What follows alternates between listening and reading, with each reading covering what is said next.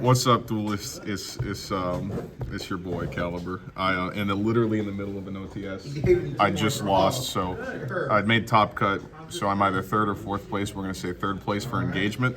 I played Jang branded, which that is the term I'm coining for. I have branded build that just says I'm gonna stuff a bunch of hand traps and try to stop you from playing. It's what I played at the Rosemont Regional, and I was a 4-2 record at 6 rounds. Clutching it out against a Malice player, but I ended up giving it to him and dropping from the event because I kind of just got tired. But I'm convinced this list would have at least got me top 32. So we're going to also say topping list for engagement. But yeah, Jiang branded.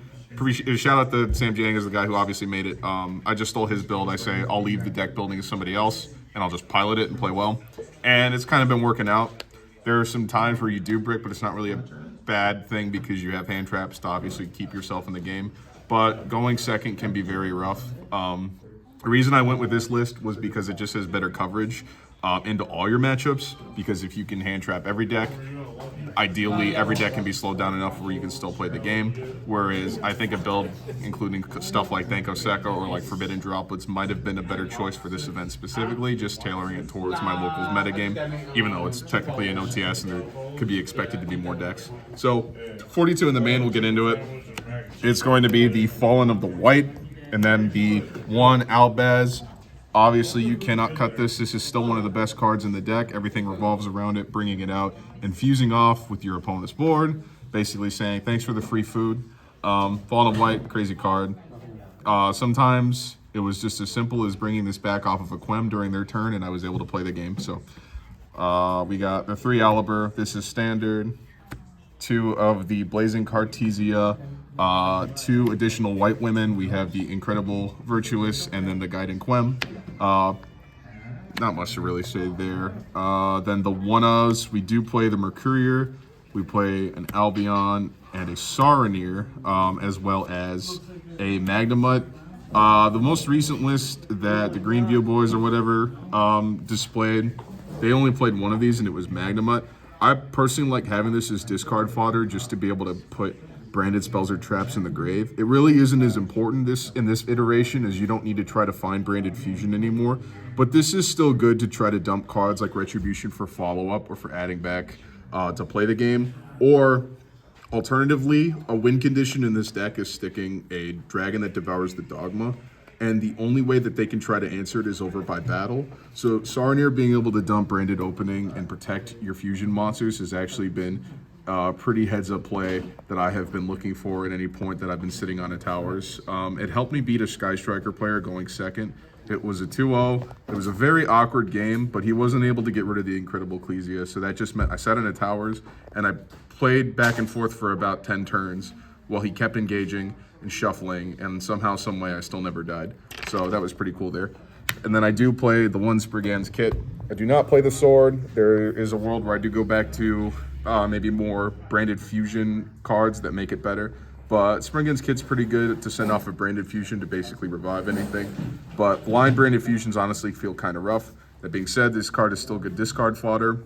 You can tutor for it with the Ecclesia, the Dark Dragon. There's just other ways to find it, and then this just randomly reviving things, either being sent for cost or dumped off an effect, can blindside your opponent pretty well.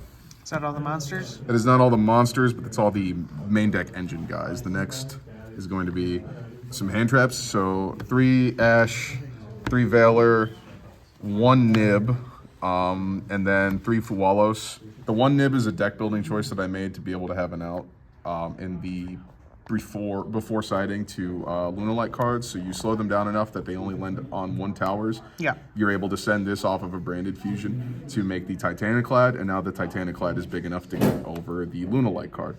The Valors are good, and these typically don't get sided out over the imperms that I play because you need the attributes for Cartesia and as well to match it with Branded and High Spirits. Fool also is a very good discard for Branded and High Spirits, so definitely main deck worthy. Okie dokie. So 3 of the Branded High Spirits. I often, when I only just have normal summon Aliber, sometimes just go for this instead of the Branded Fusion. I either say maybe I'm dying to 1 Ash Blossom here anyway, classic Branded, but if it's not the Branded Fusion that they see me searching and trying to resolve, They might honestly let this go because they're either waiting for something more high impact, but this still generates pretty much the same amount of advantage as a branded fusion would in this build. Being able to get to that Fall on a White Dragon and then tutoring for the rest of your new cards. Then we have 3 of the Fallen and the Virtuous, busted card. Cameraman Joe says it should be banned. I think it should go to 1. Regardless, It really should be banned. Regardless, still an amazing card to play. Definitely not just good for popping, but also stealing your opponent's monsters when they try to do some revive shenanigans or interrupting them, or being able to dodge effects with it while you have Ecclesia in the grave. It was super clutch today. And then 3 branded opening does fusion lock you, but this is pretty good, checking for 5 mana during your end phase to bring out a Guiding Quem to basically keep your whole board alive. And then onto like some smaller count spells. To the branded fusion does not feel as good to just fire off as it used to, but You don't need it now. there are definitely cards you can play to make it better. I think Branded Sword might be necessary. I play the Branded in red. I don't play the Branded in white just because I wanted this build to be slim. Basically accomplish the plan that the deck builder actually had. He just stuffed it with a bunch of hand traps and said, this is good. And I think you do need to play this for the end phase effect, whereas Branded in white is only during your turn. And then we have Gold Sarcophagus to find Mercurier to find the rest of your engine. That combo is nuts. Definitely feels rough to elf and buff them. And then the only traps that I play are the 3 Imperm, as I mentioned, more hand traps to slow them down. And then the 1 Branded Retribution, an amazing card. Always set this against your Draco Tail player to stop their fusion summons. On to the extra deck. Here is the one of the new Synchro. Obviously, gotta play it. Dumping it, going second to be able to spin back cards on their board. Going first, keeps coming back. Turn after turn after turn to be able to tutor for any card that mentions Fallen of Albaz. Randomly bringing out Mercurier for monster negates. Tri-Brigade Spriggan's Kit for a good fusion target, so you could also revive something in grave. Overall, fantastic card, and it's going back up, so get your copies. 1 Mirror Jade, bread and butter deck. This is the boss monster. My first boss monster coming back to the TCG. Glad to play it, so just sending things off and blowing the board during end phase is good. Dragon that Devours Dogma is the new Dark Horse MVP of this extra deck. Being able to make this with Ecclesia and Grave, not a lot of decks have outs to towers unless they're specifically looking for Lunalight. So playing this and then bringing out when your opponent is just expecting you to play just standard branded definitely puts them in a rough position because people have to do some very awkward things to try to out this. If they want to get over it by battle, like I said, the branded opening protects, and a lot of people just don't read, so they try to like crash into it and it's like a 3500, or they try to activate stuff and it just doesn't work. Funnily enough, that card's unaffected by your stuff too. It is, so I can nib over it. Rinbrum is another Albaz Fusion Sanctifier, kind of like one of the worst cards, ironically enough. Because I've been seeing people cut that card. What's your thoughts on that? So I think cutting this is totally valid. There's other things that you could play. In the 15 cards that I wanted to play, there's nothing that I want to do because I don't play Super Poly. There's not really another card I'd rather be playing right now. Sprint is cool, but Sprint is also fringe. I think if you need to make a Sprint, you were probably in a very rough position from the start. There's outs to cards like, what do you call it? Contact C? Retaliating C. Contact C, if you play that, you're a weirdo, and I think you deserve to lose. So shout out to Cameraman Thanks, Joe. buddy. I'm just kidding. We have the Lubellion, the Searing Dragon. You only need 1, and then you have the Fuel plus for your Fallen Virtuous or your Mirror Jades. Albion the Branded. I feel like Titanic Clad falls in that.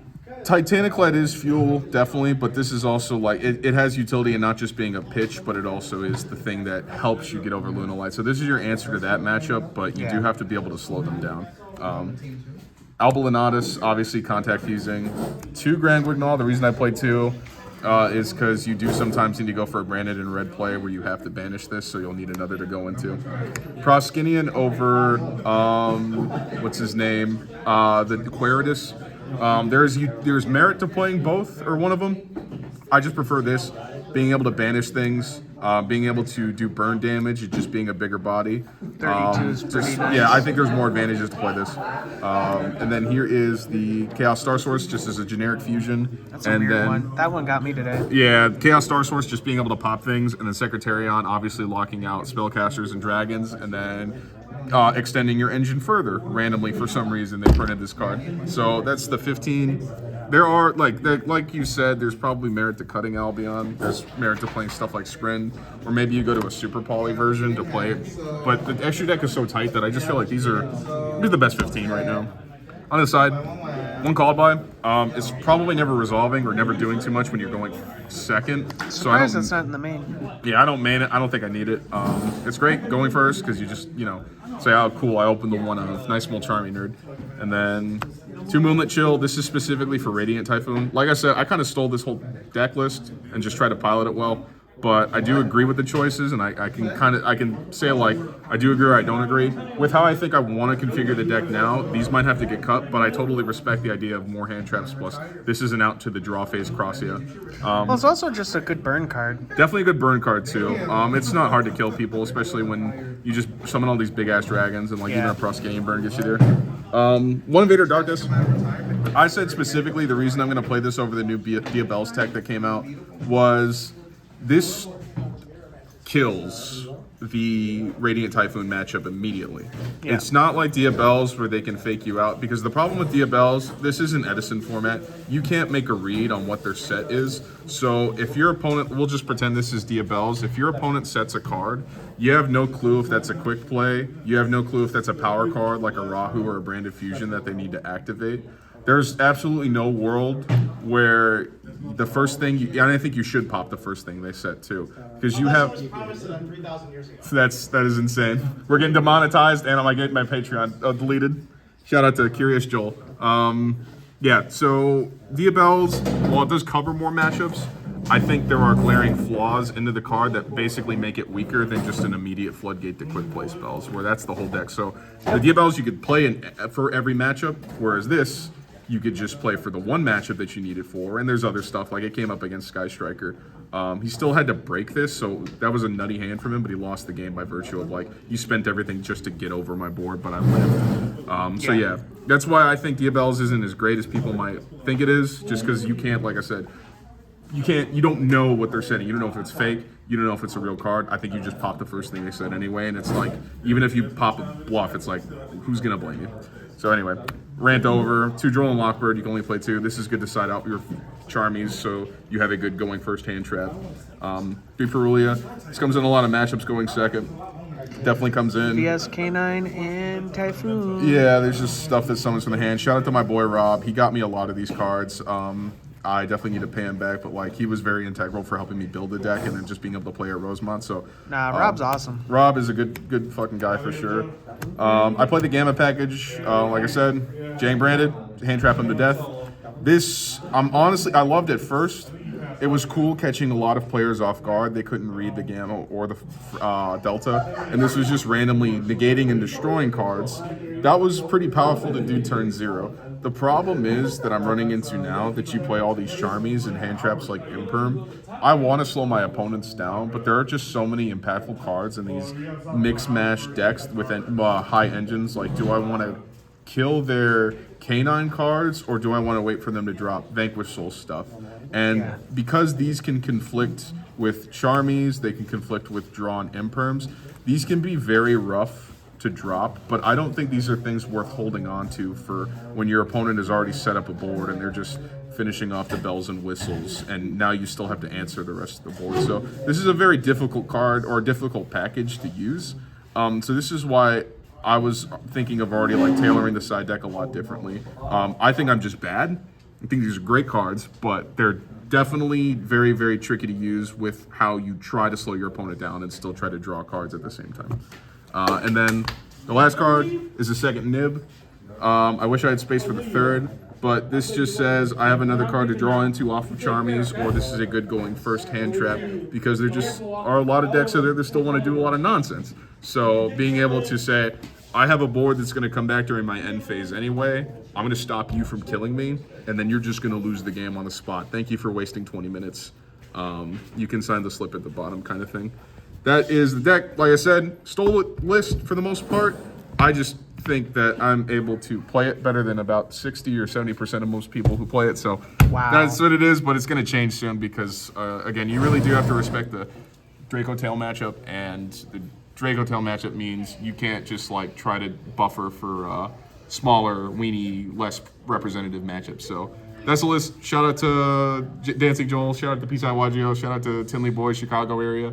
And Rob, you were a great help. Thank you for helping me put together this list. That's it. Have a nice day. God bless you.